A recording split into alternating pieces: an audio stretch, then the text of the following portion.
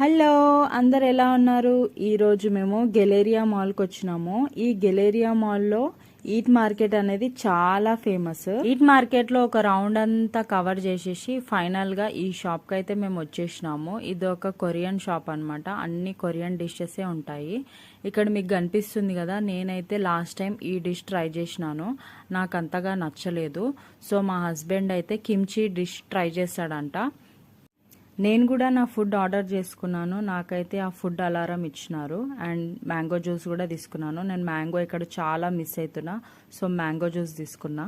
మా ఆయనకు ఫుడ్ వచ్చింది, ఆయన ఫుడ్ ఎంజాయ్ చేస్తున్నాడు. అసలు ఈట్ మార్కెట్లో స్పెషాలిటీ ఏంటంటే, మనకు ఫుడ్ తినాలనిపించకపోయినా అక్కడ ఉన్న డిషెస్ అన్ని చూసి మనం తినేస్తాము.